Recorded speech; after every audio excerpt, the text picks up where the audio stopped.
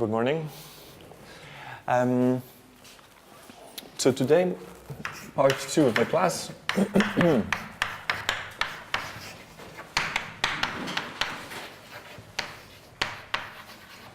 The Ising model.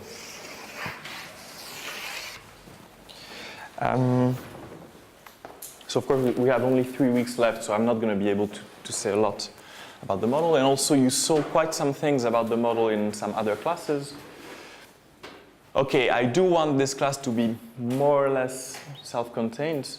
Some people here have not followed the other classes. So therefore today I will give some kind of introduction to the model, but it will still be, it will be given in a slightly different style than what you probably saw about the model so far. So maybe I will call this part basic properties of the model.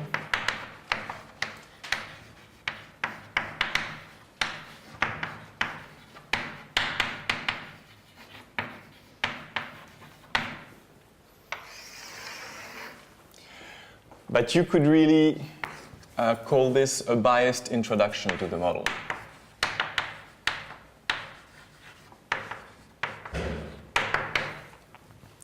Meaning, again, I'm of course going to focus very quickly on the kind of things that, the kind of questions I will answer in the coming 2 weeks. Okay, so let's start with the definition of the model.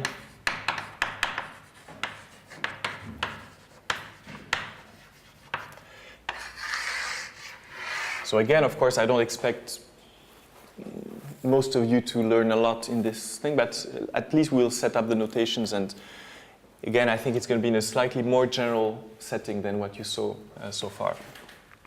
So what do we start with? So we fix a finite graph,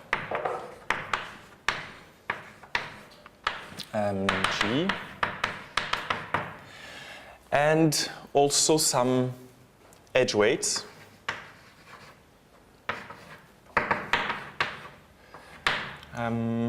So we will consider positive edge weights that will be called, coupling constants.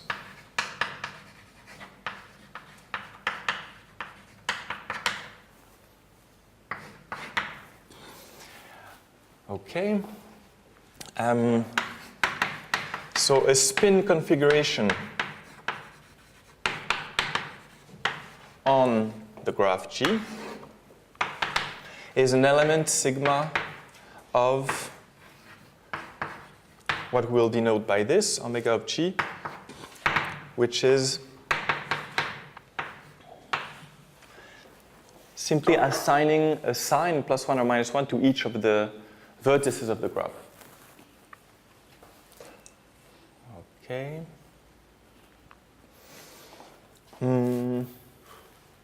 Then the energy of such a spin configuration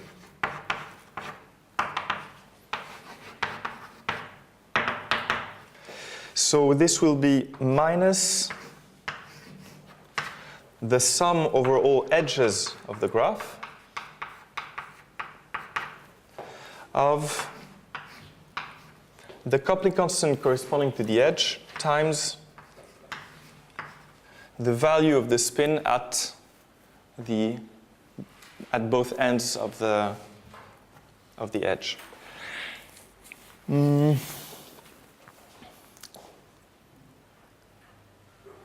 Okay.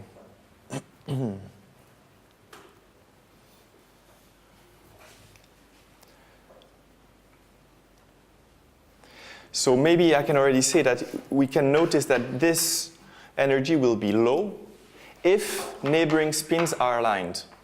If sigma u is equal to sigma v when u is adjacent to v, right? Because in this case, this will be positive.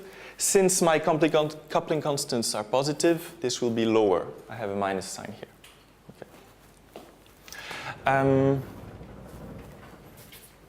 Okay. the probability, okay, let's say this way, this allows to define a probability measure mu, which depends on the graph, really on the weighted graph, and on some new parameter beta here, on the set of spin configurations by, so mu of a configuration. So now this is the standard formula.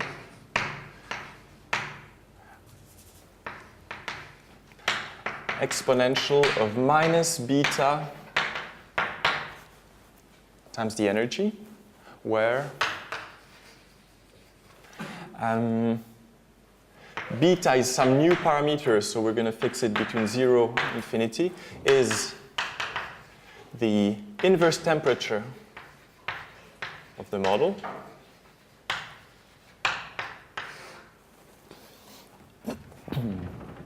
And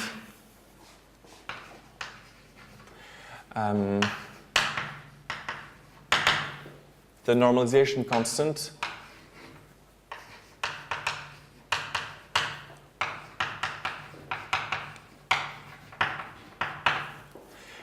is the partition function of the model.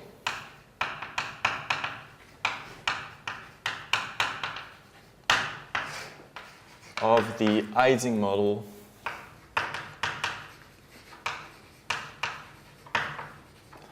on the weighted graph GJ. Okay.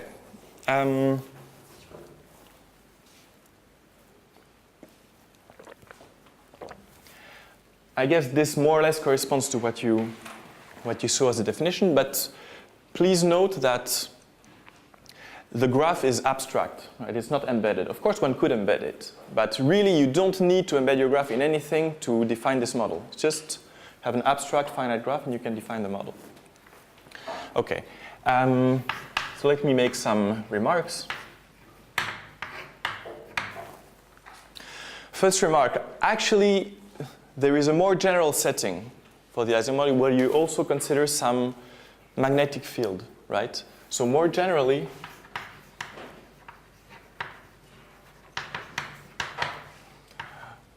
one can consider some more parameters, so a magnetic field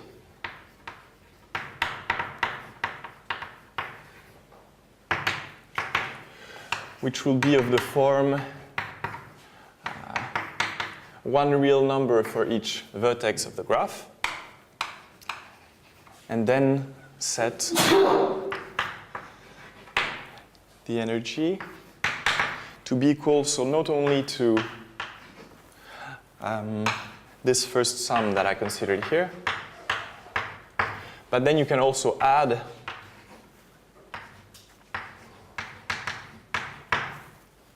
this term.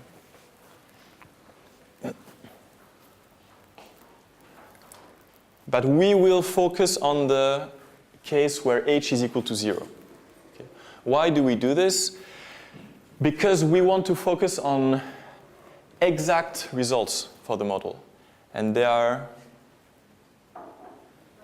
mostly known for the h equals 0 case.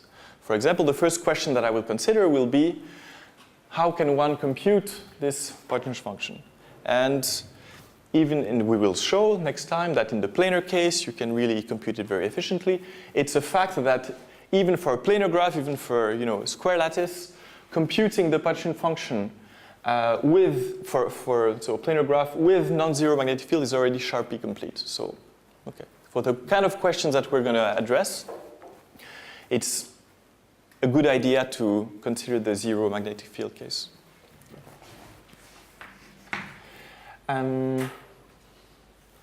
What was my second remark? Yes. So also, you see, this definition here is really, so this is really the model with so-called free boundary conditions.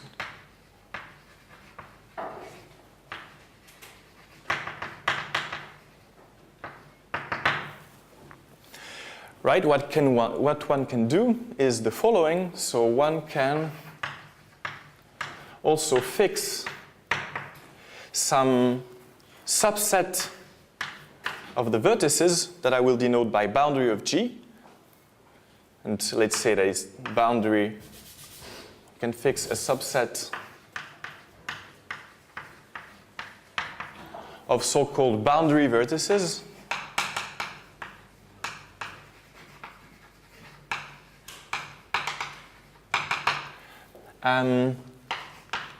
One can fix the value of the spin on, so for each so-called boundary vertex, and consider the corresponding measure.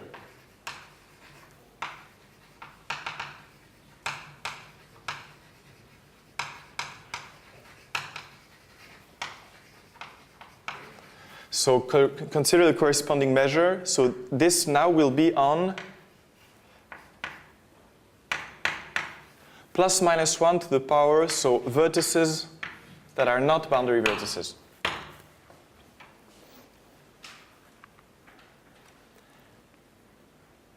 And now this is not the same thing as simply considering the measure on the measure with free boundary conditions on this, because it's different, right? Because we set pluses on the boundary.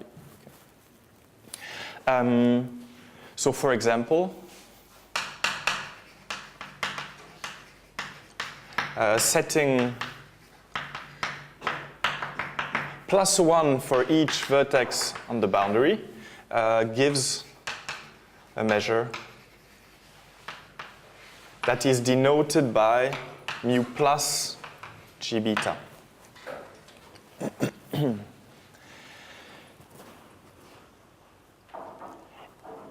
Of course, it's quite natural, if you want to do this, to actually embed your graph in some space, and you look at the boundary as something like what you would think of the boundary, but you don't really have to, right? This can be defined in this abstract setting, okay? So maybe here, let's just say, it is natural here. It is natural to embed the graph in some, I don't know, RD, but not necessary. And of course, so the picture you should have in mind is something of the form, you have some kind of, let's say, a square lattice, and you just set plus everywhere on the outside. And you look at the corresponding measure.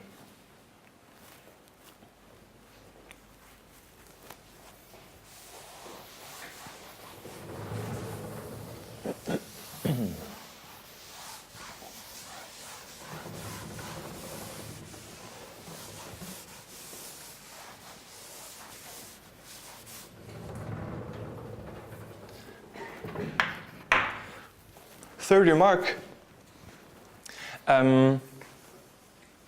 you see that, as I said here, the energy is low if neighboring spins are aligned.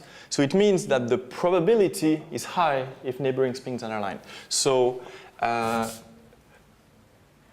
the probability of a spin configuration is higher if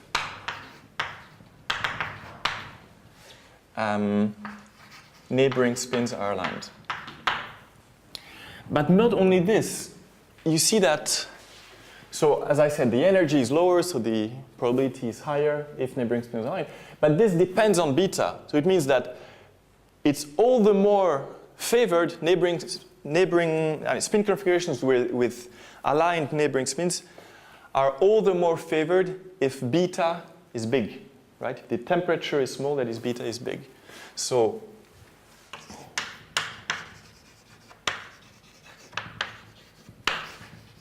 these configurations are favored, and all the more favored if beta is big.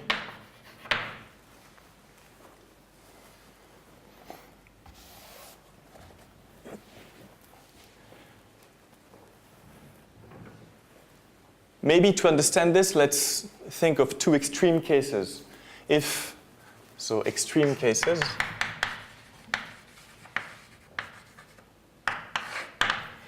If beta is 0, infinite temperature, beta equal to 0, well, you see that actually all the spin configurations have equal probability. This is kind of stupid. The graph doesn't play any role, actually, here. You just have a Bernoulli variable with p equal to 1/2 on each vertex. Okay. In this case, you have, so all sigmas are equiprobable. So really what we have is one Bernoulli variable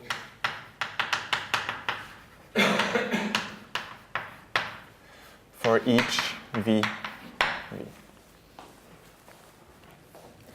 This is the stupid case where you don't favor anyone, actually. You just have, okay, you just toss a coin for each vertex, and that's it, +1, -1 for each. So you have a big soup where nothing is, where you have no interaction. Okay. And then if beta goes to infinity, meaning the temperature goes to 0, then what do you have? Well, basically what you will have is whenever you have two spins that are not, two neighboring spins that are not aligned, then you will pay a huge price in terms of energy. So the probability will, at the limit, you're going to have only two configurations that have positive probability. It's everybody +1 or everybody -1 if the graph is connected. Okay.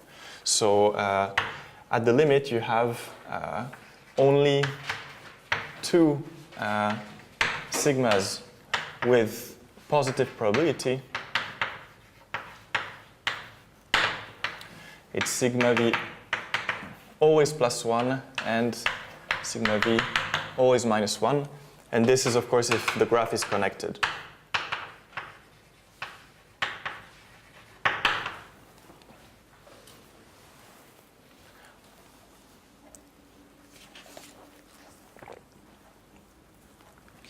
And so one question we will address, it's maybe the most, I mean, it's a very classical question for the Ising model, is the question of how the model varies when you vary this beta, this parameter beta. Okay. So at the limit, you have these two well-understood cases where beta equal to 0, you have no interaction. Beta goes to infinity, you have just everything frozen. And how does it evolve when you change this beta? Maybe the first question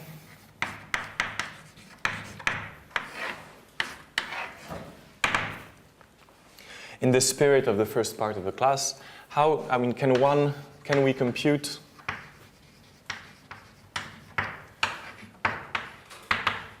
the partition function efficiently?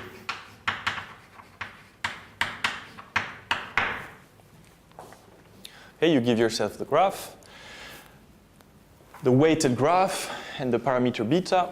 Can you compute the partition function efficiently?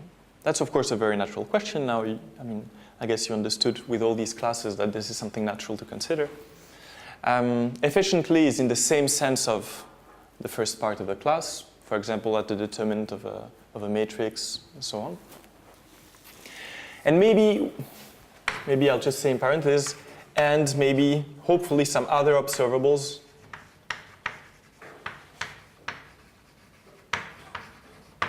such as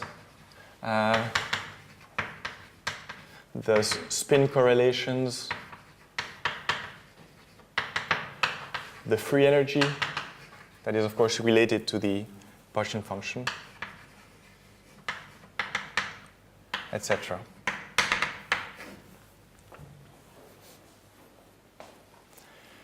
So this question will be addressed in next week's class. So this is addressed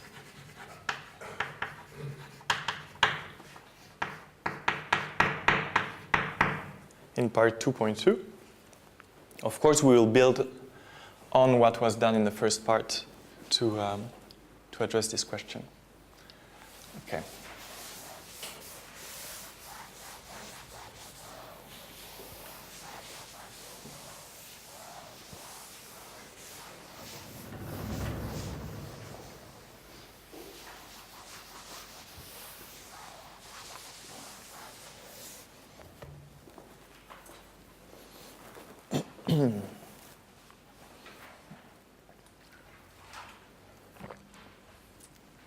Okay, so far so good.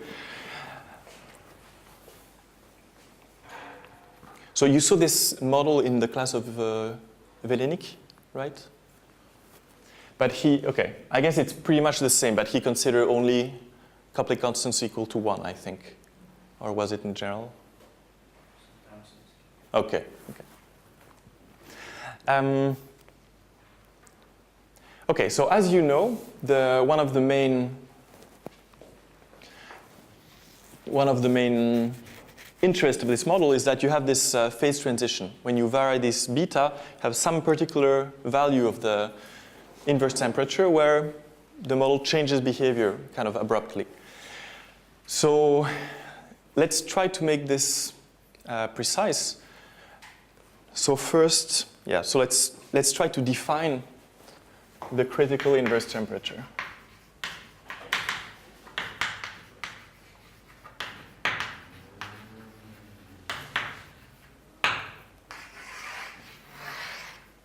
So there are many ways to define it. I will choose one of them.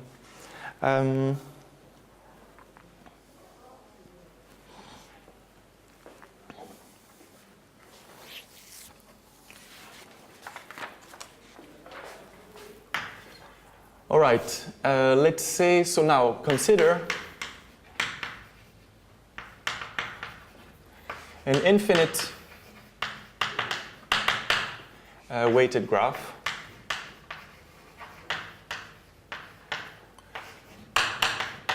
So we'll write this kind of calligraphic G to remember that it's infinite. How can one define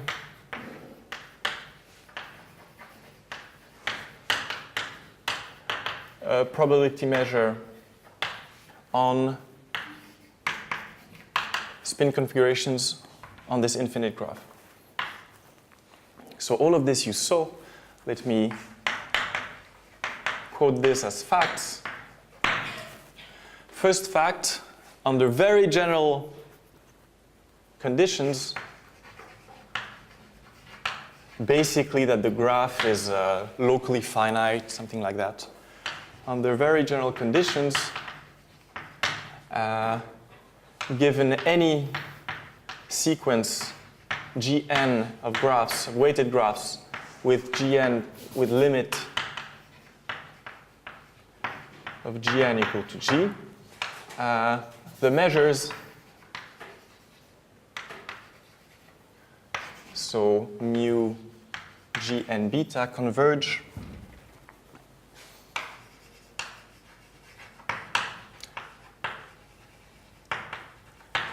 to a measure G beta. And maybe, so what I want, I will consider them with plus boundary conditions.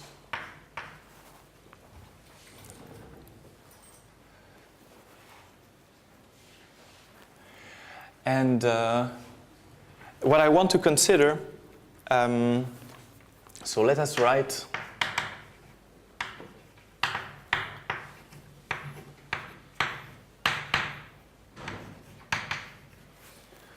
or maybe I will not write the G. Yeah, let's just write with the beta.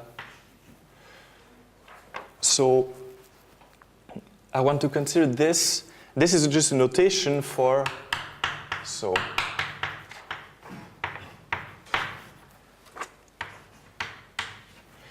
the expected value of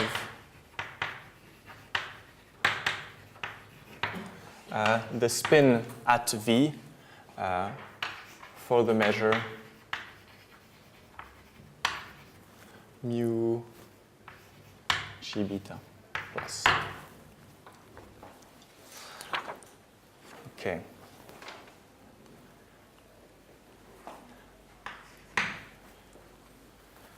I guess you saw this as well. You see, if I don't put a plus here, then this is stupid. This is always 0 by symmetry of the model. But if I set these plus boundary conditions, then it might be that the pluses influence this to be positive. Okay. And then there is another fact that the function, so 0 infinity to r given by beta goes to this is monotone increasing.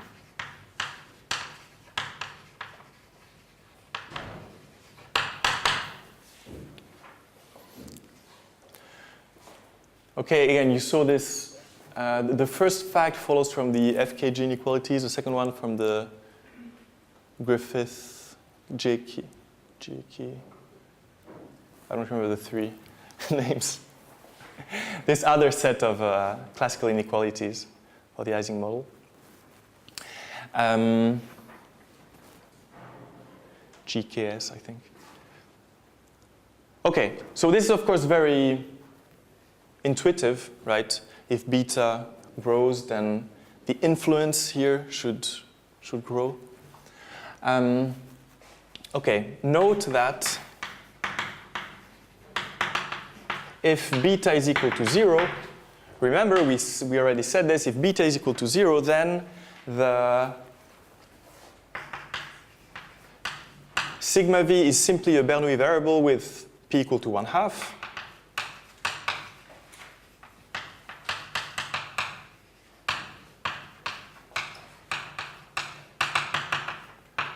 So we have that sigma v plus beta is equal to 0.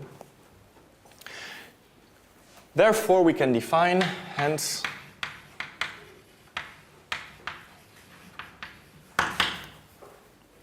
so definition,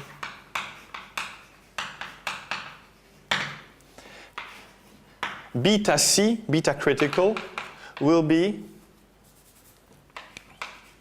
the sup for beta in 0 infinity such that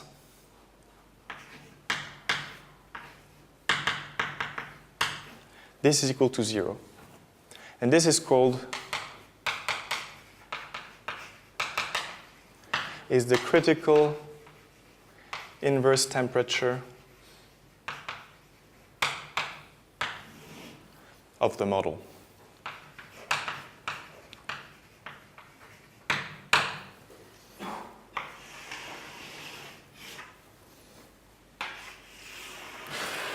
And of course, it depends on the weighted graph Gj. Okay, so again, there are many ways to define this critical inverse temperature. I just wanted one way that would fit on a blackboard, not to lose too much time, and there you go. Okay. So can we have a little bit of intuition on this critical inverse temperature?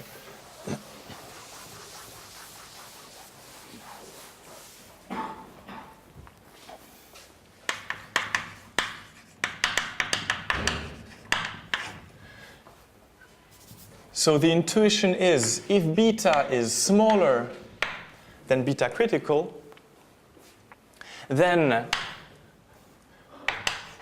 we have that sigma v plus beta is equal to 0. It means that, you see, what happens is, again, you have your graph. Let's just think of Z2 for an example. And you have your plus boundary condition.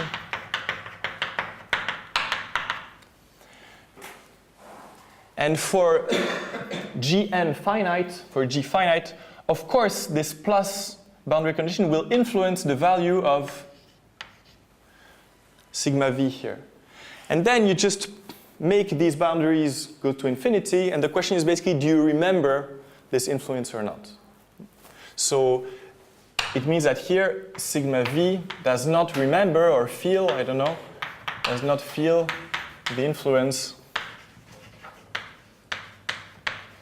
of the boundary, the plus boundary conditions.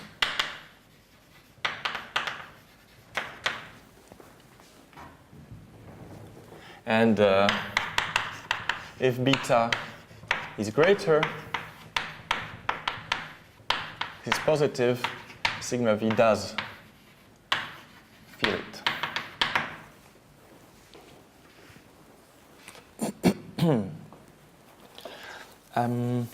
For all graphs G, the expectation of sigma v is invariant. So you mean it does not depend on v? Yes. Yes, so this is correct. So this is the next remark I wanted to make. So maybe, yeah, maybe I should have done it before. So here, remark.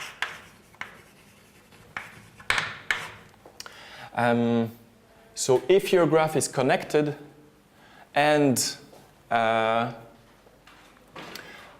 yeah, so okay, I had also set all the constants, all the coupling constants to be positive. So if the graph is connected, then this does not depend on the choice of v. Okay? So it's not, yes. So if G is connected, then beta C does not depend on V. Okay, I'm not saying that the full function here does not depend on V. Okay, you might have, so the picture one should have in mind is something of the form, so you have beta, and you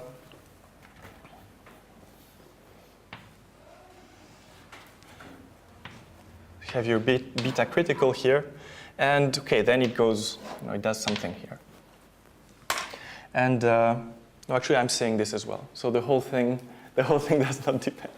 In particular, here now we are just interested in this in this beta critical here, but indeed the full thing does not depend on V. I have to think about this. Okay.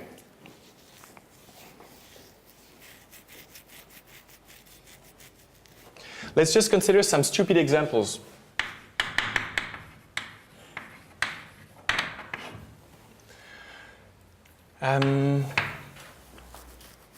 First example, let's imagine that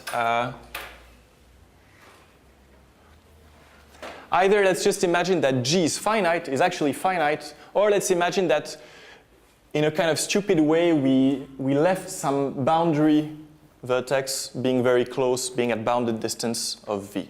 Okay, so consider G finite, or more generally, or let's imagine that boundary, or that we have, well, okay, let's just say G finite. Let's consider G finite. In this case, then obviously, we're going to have that sigma V plus beta will be positive as soon as beta is positive. Right? Of course, beta equal to 0, it's like you have no influence at all. But obviously, if you have non-empty boundary, whatever, then you will feel the influence. You're at finite distance. Okay. So this means that, hence, in this case, you have that beta critical is equal to 0. Meaning you have no phase transition. Okay.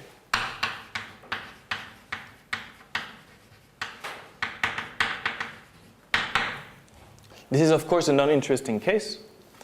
And then let's take another example, another classical example. Consider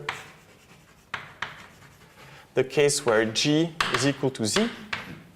Okay, and let's just set all the coupling constants to be equal to 1. Then it's a fact that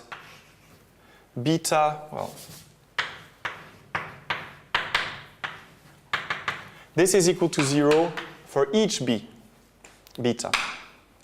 So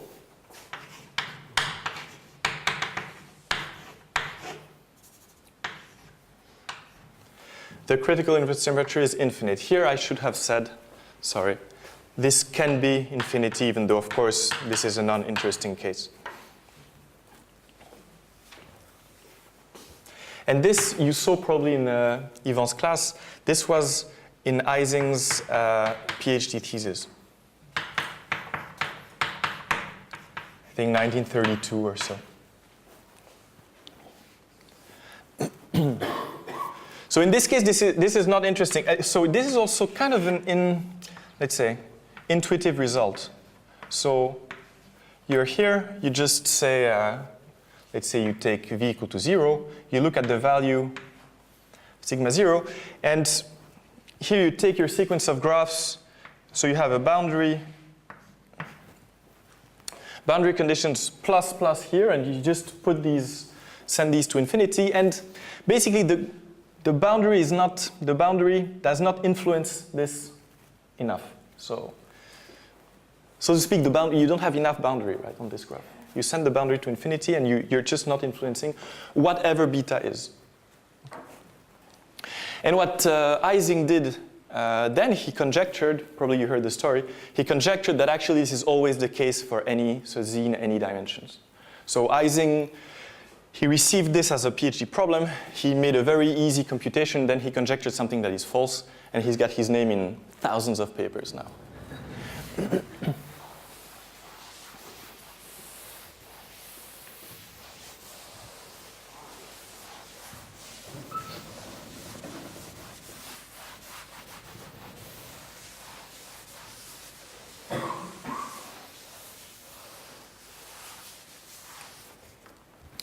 Okay, so of course what we want, so in a huge class of graphs, we actually have phase transition, meaning, so for a huge class of graphs,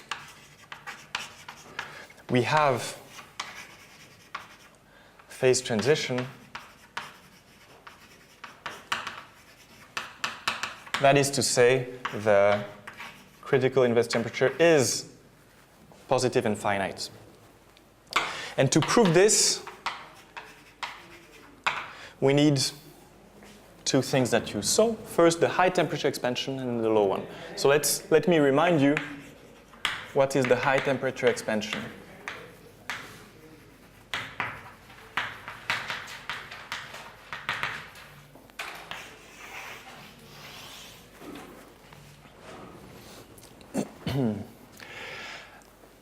Okay, so this is due to van der Waerden. Maybe you heard about him.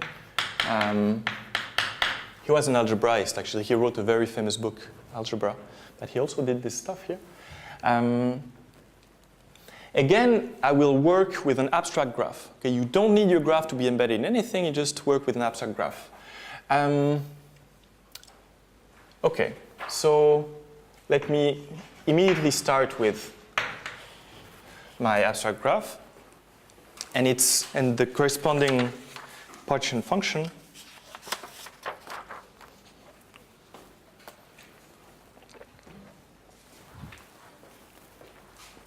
Okay, so by definition, this is the sum over sigmas of exponential minus beta h of sigma. So this is exponential beta sum over all edges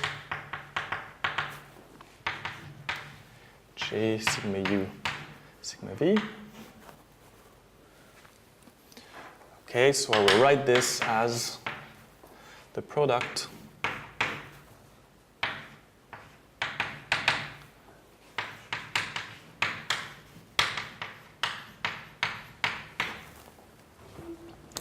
right, so here the funny idea is to use the following equality. So if I have exponential of lambda times s, and I take s to be equal to plus minus 1, then this is equal to hyperbolic cosine of lambda times 1 plus hyperbolic tangent of lambda times s.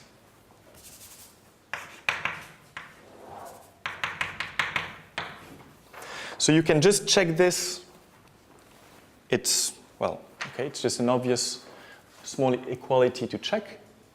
And then we will apply this now for lambda equal to beta j and s equals sigma u sigma v. Okay, so let's do this. All right, so I can take out this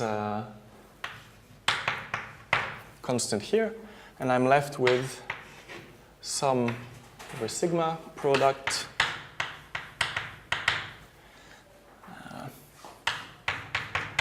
1 plus hyperbolic tangent of beta j sigma u sigma v.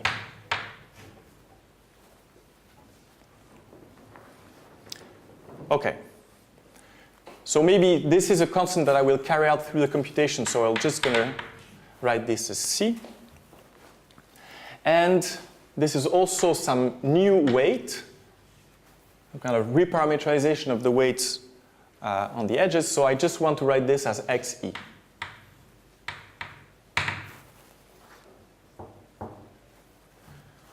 Okay. So I have my constant c, my sum over sigma,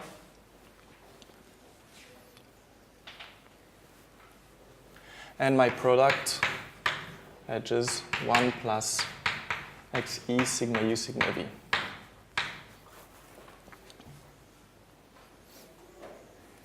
Okay, now I want to simply expand this product here. So what I will have a sum over all possible subset of edges that is over all possible subgraphs of G. Okay? So here I have C times sum sigma, sum over all P subgraph of G of product of the edges in the graph, in the subgraph P, xe, times product for the edges. So E here is uv, sigma u, sigma v. Okay, this I want to write as x of P. And so now I have a constant times a sum over all subgraphs of G, x of P times some coefficient depending on P, the subgraph, and let me compute this coefficient with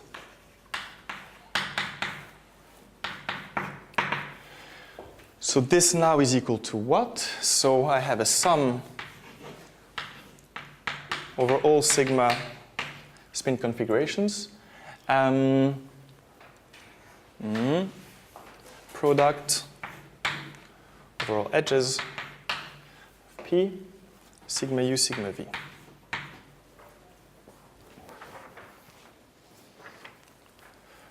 Right. So this I can write as the same sum. So you see, if now I have a product over all edges in my subgraph, and I make the product of the two boundary spins. So what I really have here is product over all the vertices of the spin at this vertex to the power, the degree of this vertex in my subgraph P. Okay? Now I can write this as follows.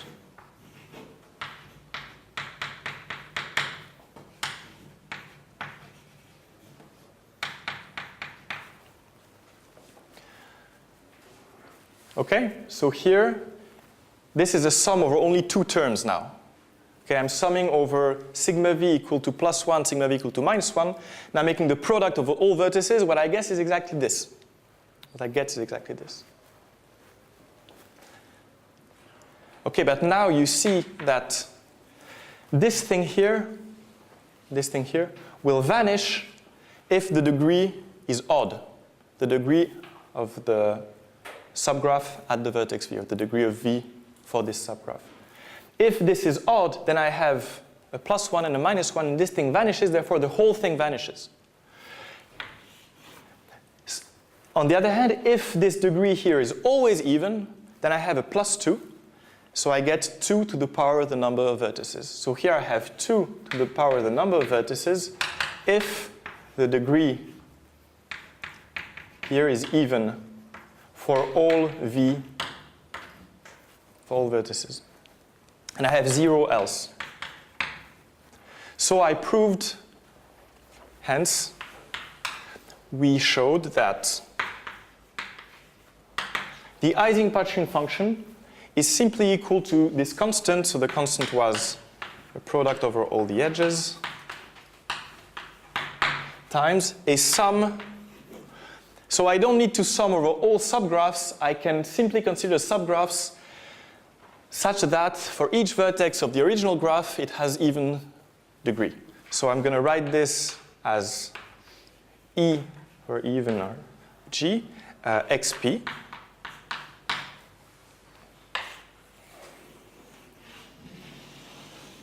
Where, so xp is the product over all edges of p xe. Xe is the hyperbolic tangent of beta ge, and E of g is equal to all the subgraphs g such that the degree is even for each v in the vertices of the original graph.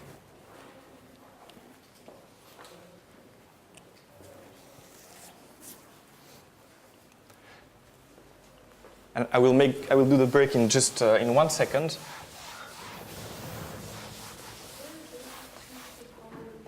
I'm sorry? I'm sorry, yeah, you're right.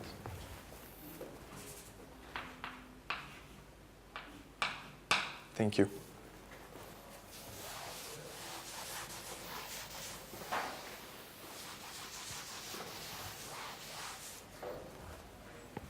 So, hence, or let's say remark, hence, to answer question A,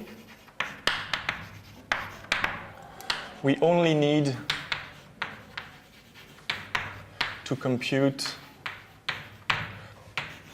what I will maybe denote by Z Ising Gx is equal to the sum over all even subgraphs x of p.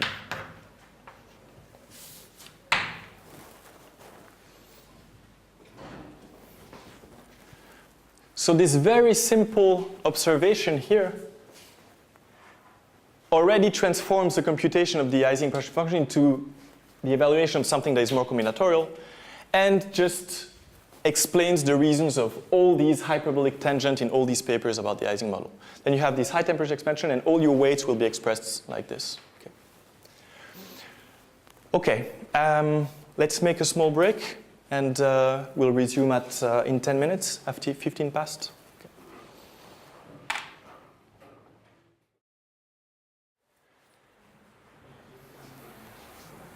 Okay. Why is this called the high temperature expansion, not the low temperature or the temperature expansion, whatever? Because actually, you see, it works for any graph, for any value of the parameter or anything, right? But actually, we will see in 1 minute that this allows to tell you some interesting things for beta small, that is high temperature. Okay, what is really nice about this high temperature expansion is that it doesn't only allow you to express the partition function, but many, many other observables. In particular, you can, so this can also be used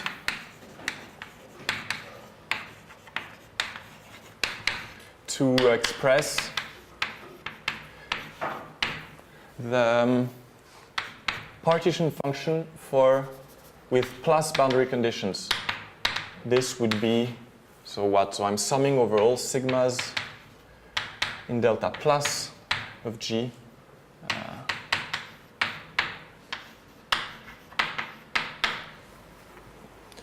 Okay, and maybe I don't define exactly what this is, but you see, so it's spin configurations which are plus, value plus on the boundary edges. Maybe let me just say it.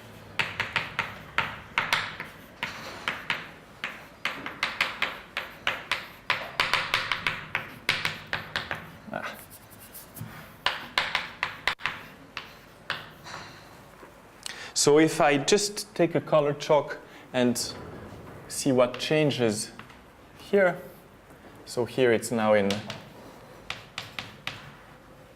plus of G, so I'm not going to write it throughout. It doesn't change anything until here, only this thing here. So here, I don't have a lot of room, but here I have sigma v is equal to plus 1 for each v, a boundary vertex. Sorry, it's difficult to read. Again, here, sigma v is plus 1 boundary. And now really I'm only making this product over vertices that are not on the boundary. And so here simply I would have v except boundary of G. If, okay, so it's basically the same argument here. So this would give 2 to the power this times product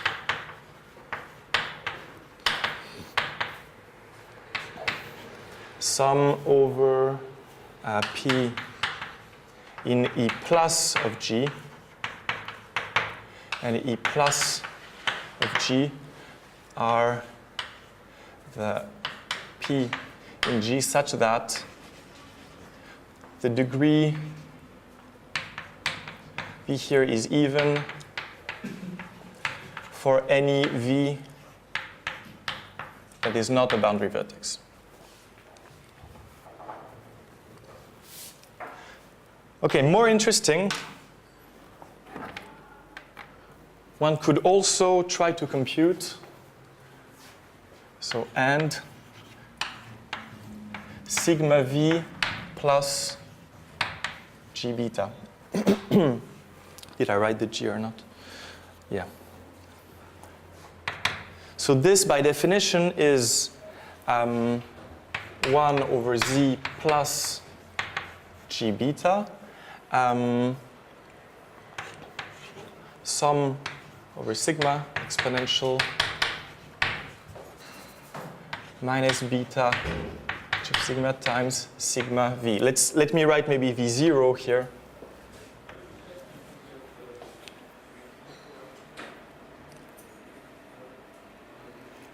Okay, and so in this case, you see, if now I'm trying to compute sigma V0 plus G beta,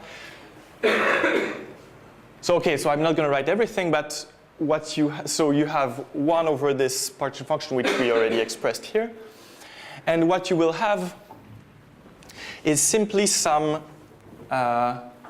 sigma V0 that's simply going to go throughout. So here I will have times sigma V0 here. Here I'm going to have times sigma V0. And you see that what happened is that then here we need this degree to be even for each vertex that is not V0, but we need it to be odd for the vector V0, so that when I multiply by this, I have something even. Okay. So here I have, and so maybe I'm just going to write the solution here. So I will have a sum E plus, let me write this way, E plus GV0 x of P over sum E plus G x of P, where E plus GV0 is equal to the subgraphs such that the degree here is even for each V which is not a boundary vertex and not V0, and the degree at V0 is odd.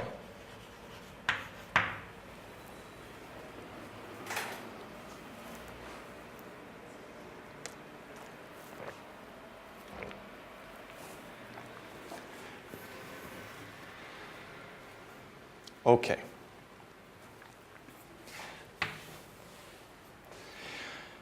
So now I will show you how this allows to prove that the critical inverse temperature is positive for a graph that has some very, very general condition. So let us assume that G, let's say, Gnj converges to some graph like this. So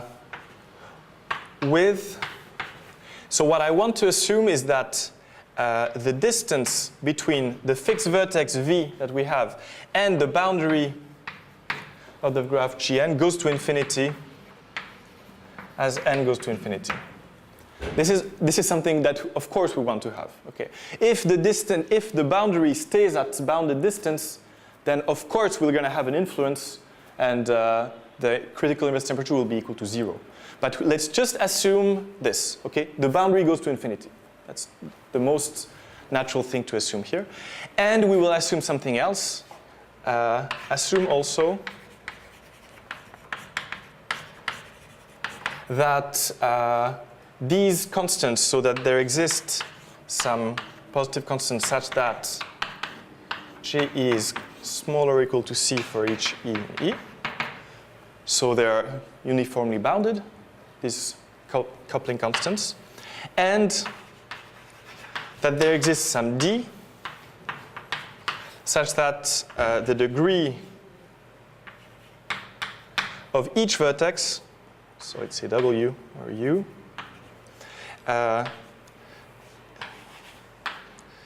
is more or equal to D for any U. I think these are very natural conditions to have. Uniformly bounded coupling constants and bounded degree. So of course you could imagine, for example, a tree that branches, and each time you have twice as many branching, and so you would not have this. But this is a very natural thing to assume. We have bounded degree for the vertices of the infinite graph. Okay. So what I'm going to prove now, using this, is that in such a case, beta critical is positive.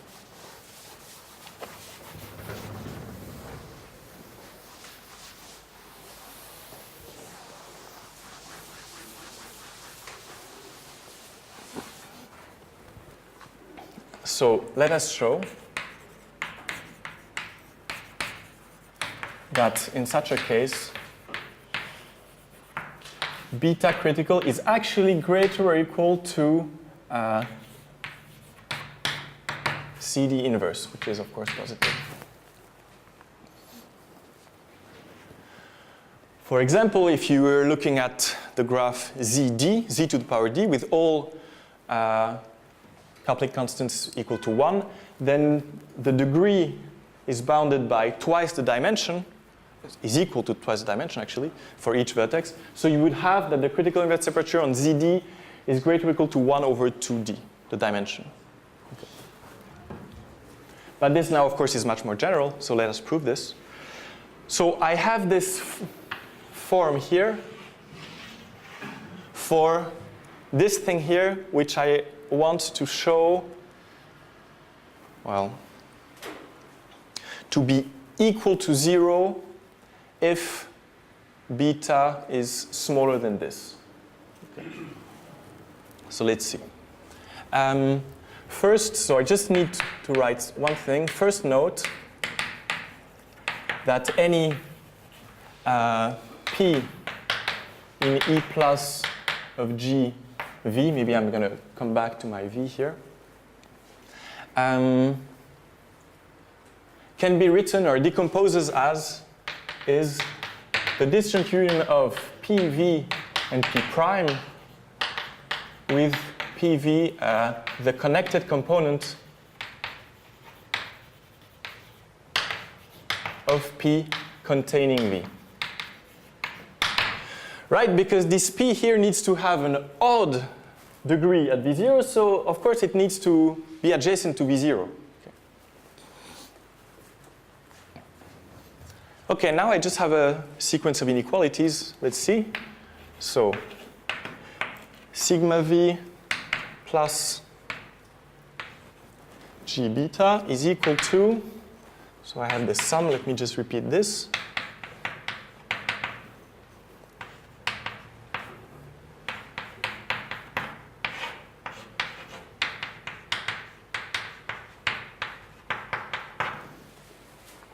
Okay. Okay, so now I write this thing here as x of PV times x of P prime. Okay, so I will write this as a sum PV in E plus GV x PV times sum P prime, which is now of course in G but PV, over sum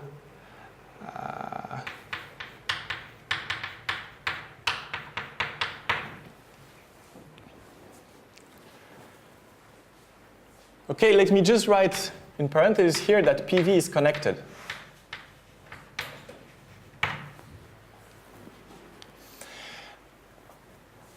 Okay, but now this is of course smaller or equal to 1. Because here I'm summing over I'm summing over something that is smaller than this one. Here I have a plus, sorry. Okay, so this is less equal to 1, so I can sum over this. So now this is less or equal to sum over all P, I'm writing again P for PV, E plus of GV, and P is connected. And I have this thing which I'm going to write in full form again.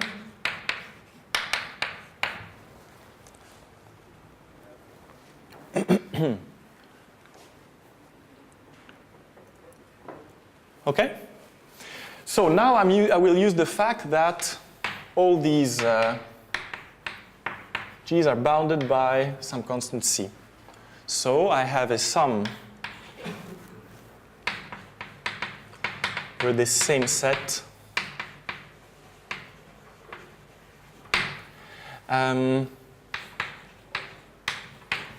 hyperbolic tangent beta C to the power of the number of elements in P, number of edges. Okay, now I will just use the fact that the hyperbolic tangent is always smaller or equal to 1, strictly smaller than 1, let's say, to say, okay, actually I will, so maybe let me just make a little drawing. So I had started with a P that was, okay, you might have some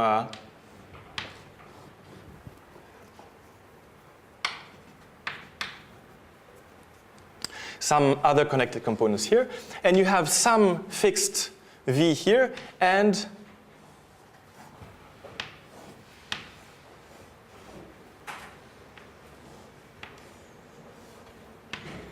maybe the full P was of this form, right? So it's some connected component, some connected component that includes V, and now first step, I forgot about this connected component here. Then the next step is, actually you know that this P that is connected here will contain a path from V to the boundary here. Okay? This requires a little thought, but it's true. So actually here, I can forget about the rest here and only focus on this path here.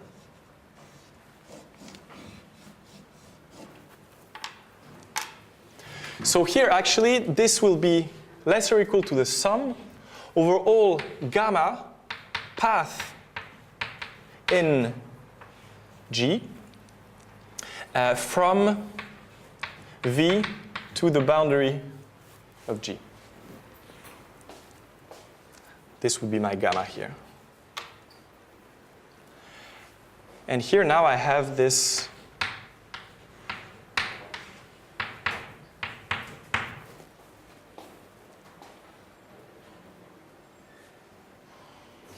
there are more arguments here that I didn't write, but I think you understand. Okay, now I use the fact that hyperbolic tangent of y is less or equal to y. So here I write this as sum over these gammas of beta c, power number of elements in gamma,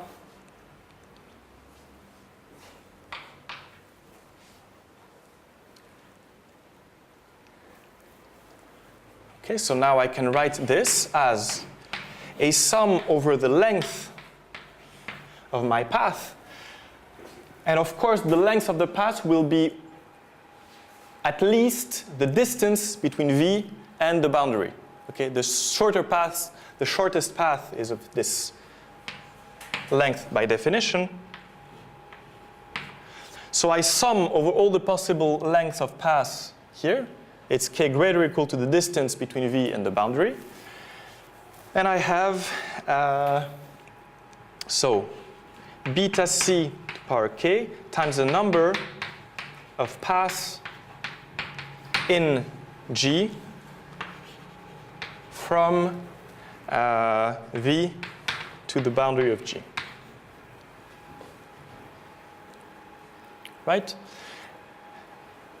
Now this number, I will use my last condition, that is, we have bounded degrees, number of paths, of length k, of course. Well, they start at V, and at each step they have at most d choices, because I have degree d, so this is less or equal to d to the power k. So I have that this is less or equal to, so let me write this as beta c d to the power the distance between V and the boundary of G times sum k greater equal to 0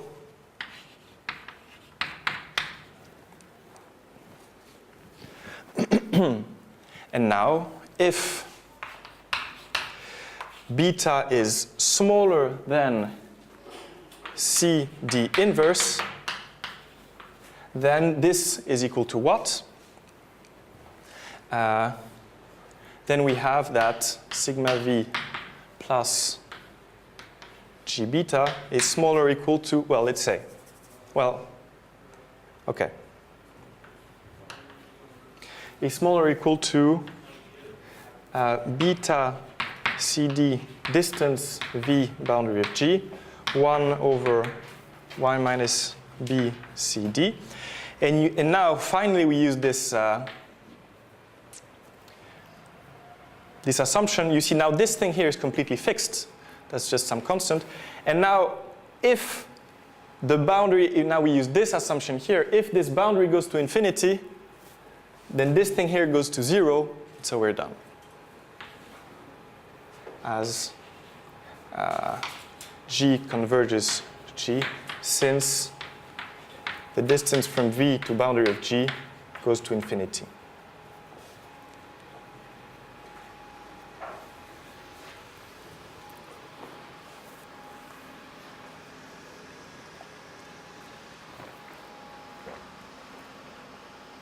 You all agree with this argument?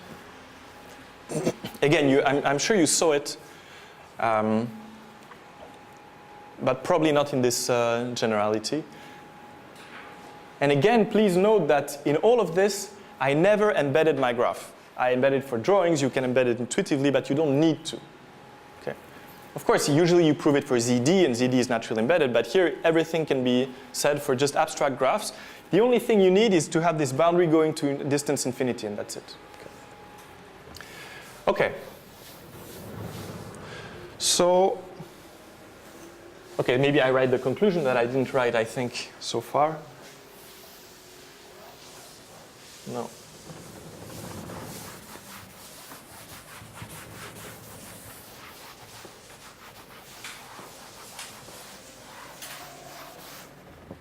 So conclusion,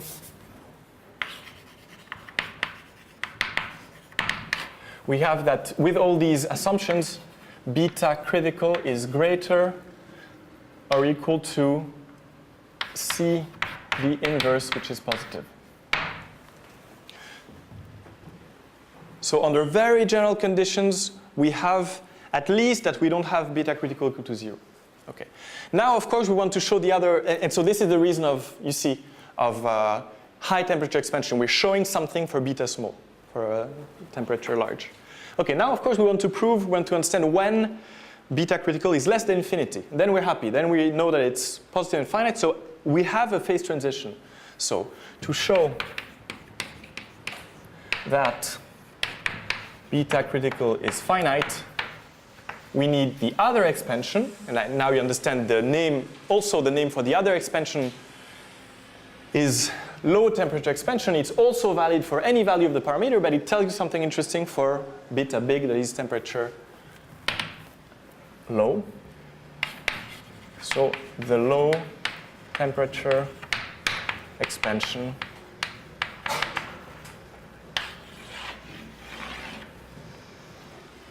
okay.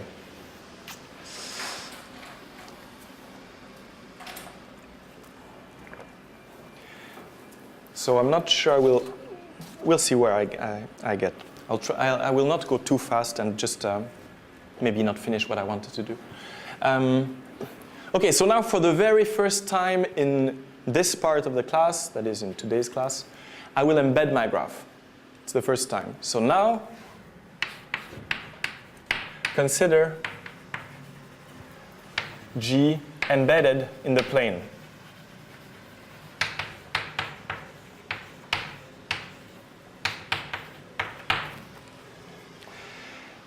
Whenever your graph is embedded, you can consider the dual graph.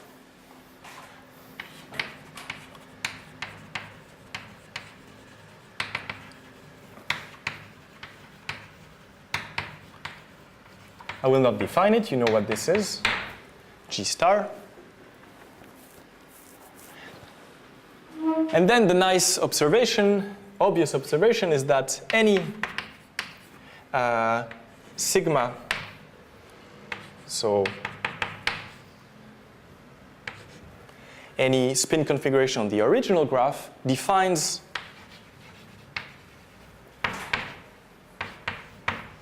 some even subgraph in the dual graph by these boundary walls, you know, by or domain walls.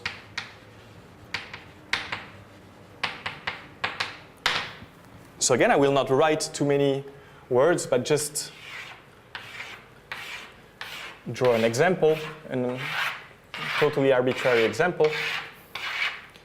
So this, let's say that this is my graph G, and I have these values plus, plus, plus, plus, minus, minus, plus, minus, minus, minus. I have no idea if this is going to give something interesting or pedagogical, but I'm just putting kind of arbitrary signs like this. And now what you do is that you consider an edge of the dual graph whenever the two neighboring spins are not the same, right? So here plus and minus are not the same, so I put the edge of the dual graph.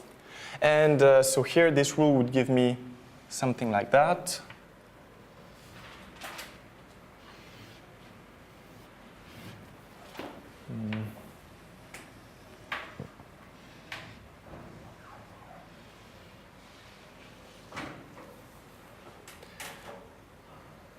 Okay.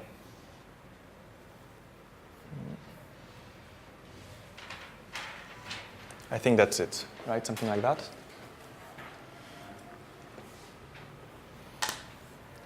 Okay, so the signs give you the sigma, and the orange stuff give you P of sigma. So I will not be really precise with the boundary conditions, but you see the picture. And this, you see, of course, this is an even subgraph, right? I think this is clear. Why is it an even subgraph? Well, at each face of the original graph, is at each vertex of the dual graph, if you go around, how many times, each time you have an edge of P here, means you're changing signs. But of course, if you go around like this, you have to change signs an even number of times, because when you go back to the start, you need to get the first sign. So for example, here you have degree 2, here you have degree 4, etc., etc. Okay? Yes, yes. So here I'm not precise about this. So basically, maybe the most natural thing to do here is to say, actually, we are setting plus boundary conditions, and therefore then you will have no problem. You're just gonna, so you will never have these orange thing touching the boundary, because on the boundary you don't change anything. Okay. But here as I said, I'm not being very precise. Okay. Yeah, maybe it makes sense to go straight away with the plus boundary condition. Yes. Okay, let's do this. Let's say with plus boundary conditions.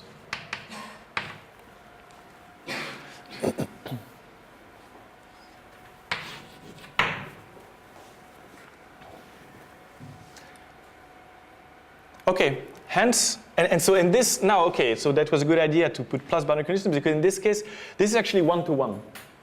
Okay? It would be 2-to-1 if I didn't set the plus boundary conditions, because sigma and minus sigma would define, of course, the same domain walls. But if I'm setting plus boundary condition, then this is actually 1-to-1. So this gives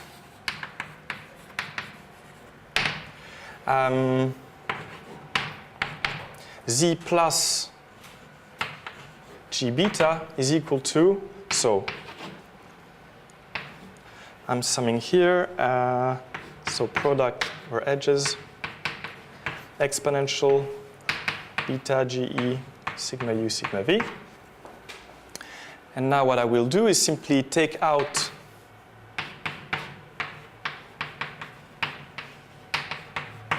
this, and I'm left with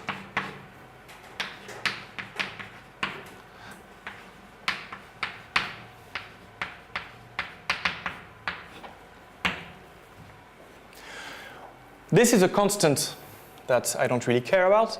And this now, you see, this thing here will be equal to, so we'll give no contribution. This thing will be equal to, this thing will be equal to 0. This whole thing will be equal to 1 if sigma u is equal to sigma v. So if I don't have an orange edge in the dual graph, this thing here will be equal to 1. And if I have an orange edge in the dual graph, meaning this is minus 1, then I have the weight exponential minus 2 beta j. Okay? So this now is equal to this.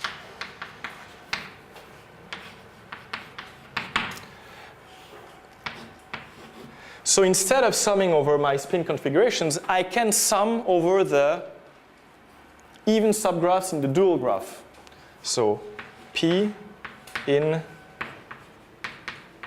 here, and I will write product over the edges of P of exponential minus 2 beta j.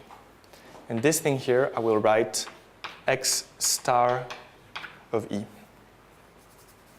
X star E.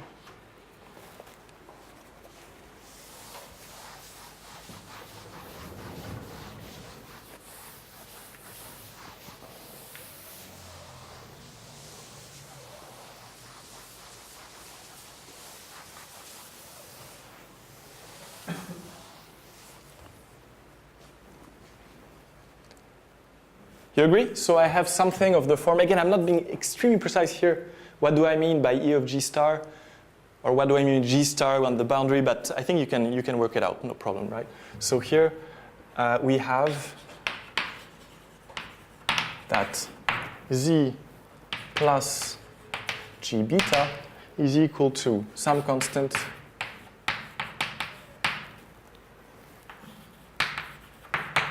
times the sum over all G star, let's say X star of P, where X star P is the product star E. X star E is exponential minus 2 beta P.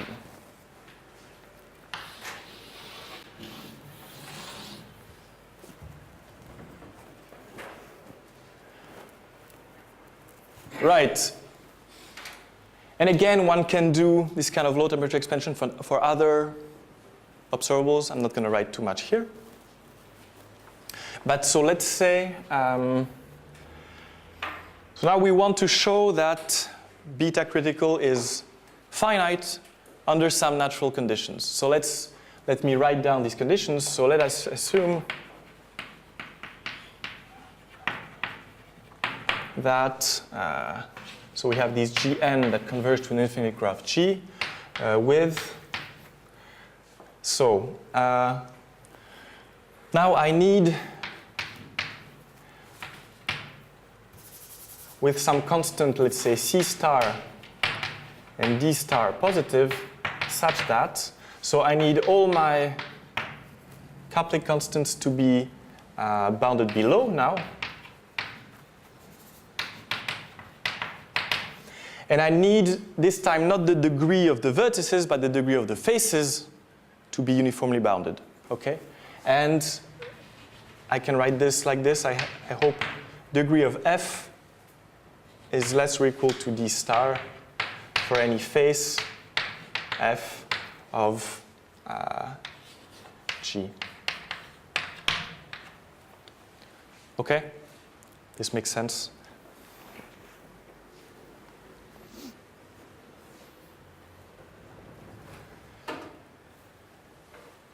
And actually, I will need some other condition that is slightly technical, but actually it's needed. We also need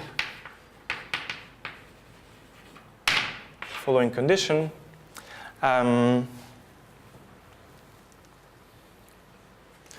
Okay, so for any, so there exists a constant lambda such that for any k, an integer, there is a collection of lambda times k edges in G such that any loop around my fixed vertex V0 that I'm measuring the spin of length k meets this collection of edges. Of length k in the dual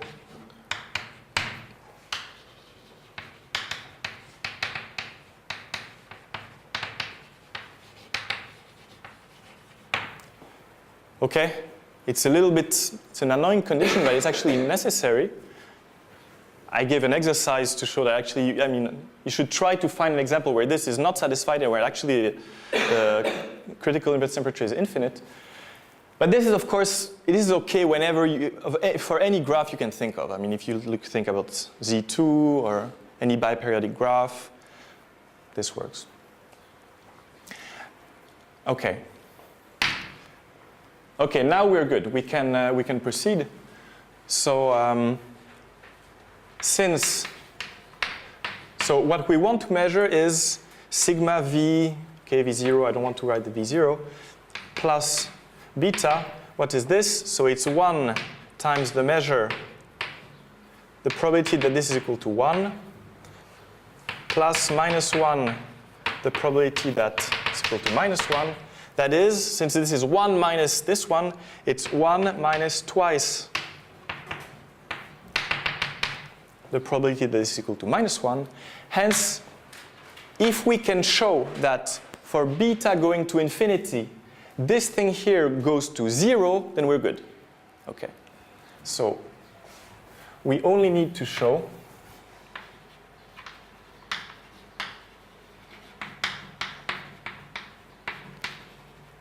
that mu, and we'll write this beta again,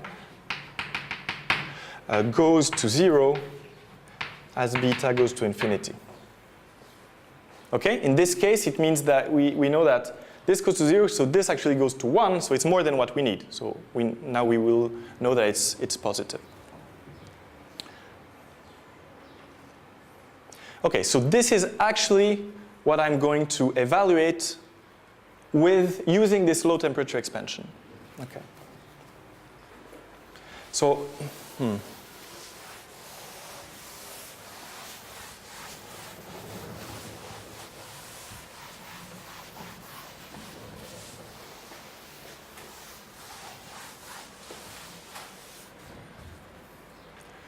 So let us evaluate mu beta to -1. And this is the very famous Peierls argument. I think it's from 1936.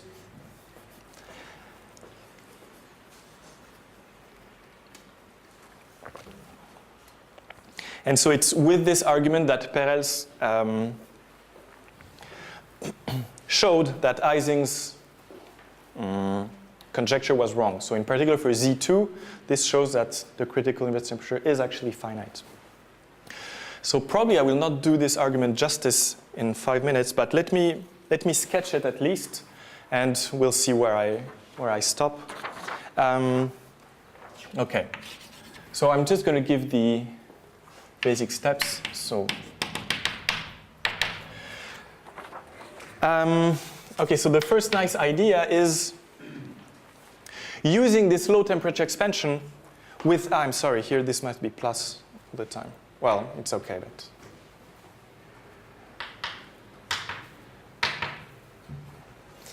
So, using the low temperature expansion, what does it mean that we have at this V, that we have a spin -1? So, we have these plus boundary condition. We have this V here. It means for sure that when I look at the boundary, at the domain walls, we need to have a loop going around V. Okay? You have to separate this -1 from the outside. So this is less or equal to, so let me write back the G beta as I did before. So G beta. So the probability that P of sigma contains a loop gamma around V. Okay.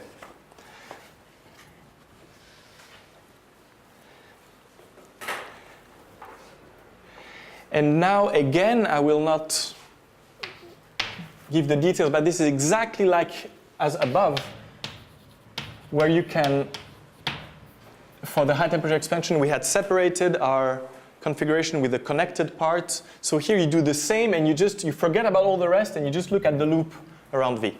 This is smaller or equal to sum over loop around V, and I look at the weight of this loop.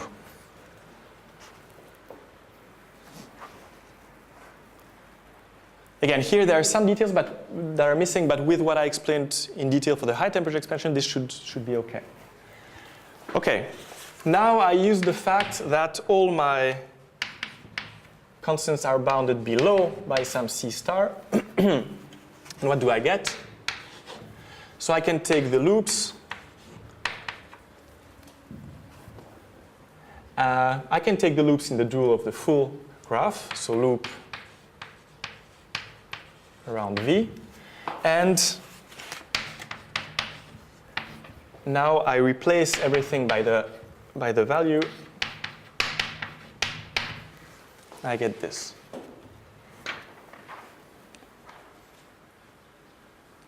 Okay, I think this is clear. And now I will decompose this as, so now this is equal to the sum over all k is greater or equal to 1. I'm summing over all, so I'm summing now over the length of the loops around V. So I have exponential minus 2 beta c star k times number of loops of length k in G star around V.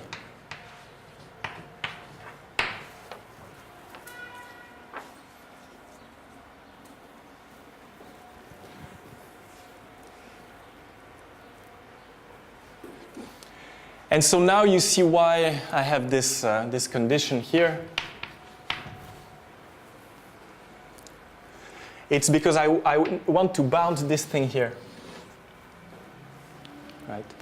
So how can I bound the number of loops of length k in G star that are around V?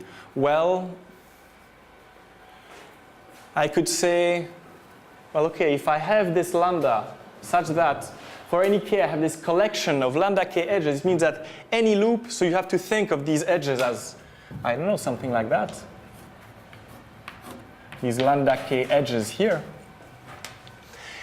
Any loop will do what? So it needs to meet these edges. So it means that somehow it has some kind of starting point where it meets these edges. Then it has length k, and therefore it's bounded by, so this is less or equal to lambda k, which is like the starting point where it meets this collection. So think of this as a starting point of the loop.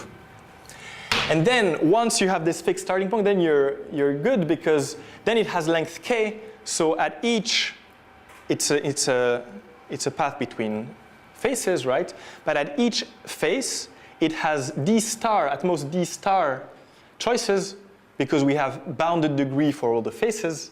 So this is bounded by d star power k. Okay.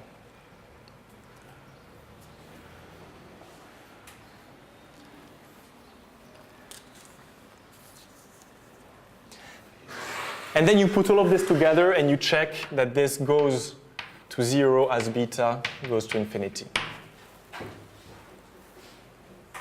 You just check.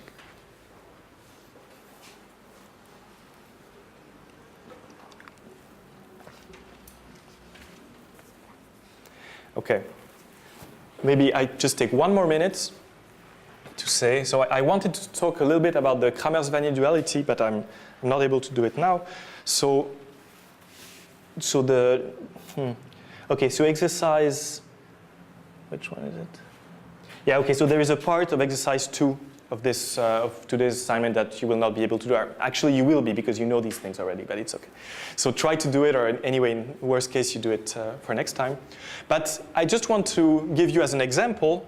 So now we have these conditions that tell you when a graph has phase transition. So the Ising model on a graph admits a phase transition. So in particular, for example, consider weighted biperiodic, now you know what this is, right? Biperiodic graph G, J in R2. So biperiodic, of course, it's invariant by action, by translation of some lattice. And is it true that whenever I have such a graph like this, then I have my conditions that are satisfied? Is this true? Well, not exactly, because of course in this case we have that all all the weights, are bounded below and above because there's just a finite set. All the degrees are bounded uniformly above and below, same thing. We just have a finite number of degrees, so it's fine. So then, so here I was already wrong. So all j's are bounded. All degree of vertices as well. But we might have a small problem, and this is the place where we see that we're not in contradiction with Ising's thesis, is that if you consider copies of z, right? So you just take z, a line like this, and you just make copies of it, like that, right? Well, in this case, we indeed have that all the weights, and you just take all the weights being equal to 1. You do have that all the degrees, that these are all bounded, that these degrees are as well, but the faces, they have infinite degrees. Right? So this is the place where it doesn't work for z. Okay, and therefore, but this is of course a weighted biperiodic graph. But I want to exclude this from this scenario. So I just need one very small condition for this to work.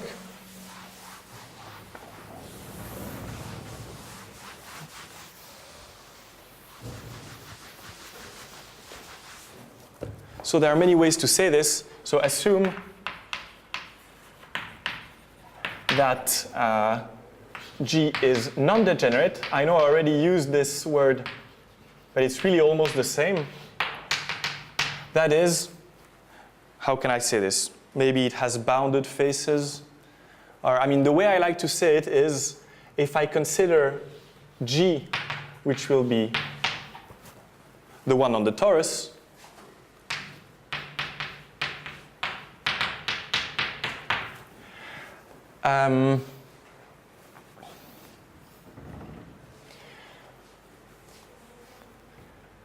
is such that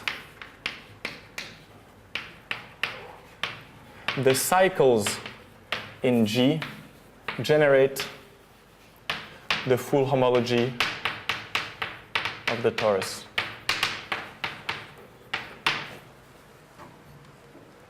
Actually, this is implied, so here I'm maybe being a little bit too technical, even though you know now these things. So this is correct if all the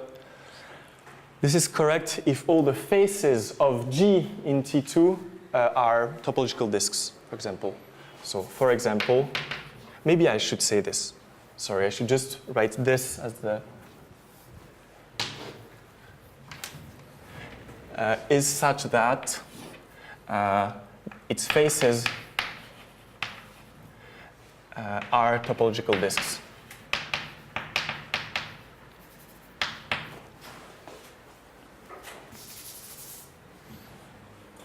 Okay, you have an infinite biperiodic graph. You look at what it gives on the torus, and you want that the faces are topological disks.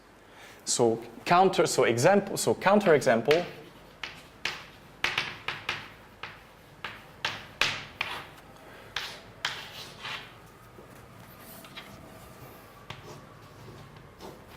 This. Okay, this would be G, and it would induce basically, copies of Z.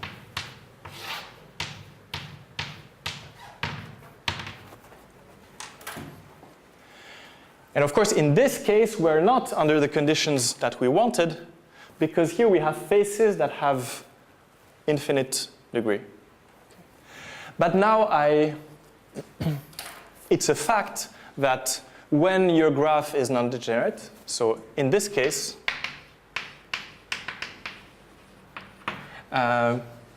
G meets all the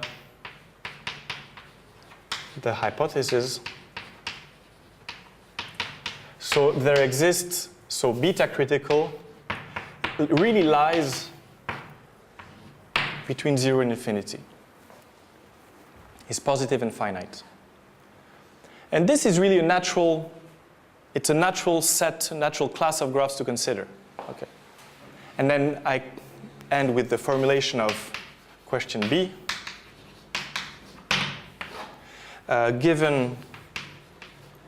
G as above, can one compute or determine, I don't know, beta critical? And this we will address in 2 weeks. So it's this paragraph 2.3.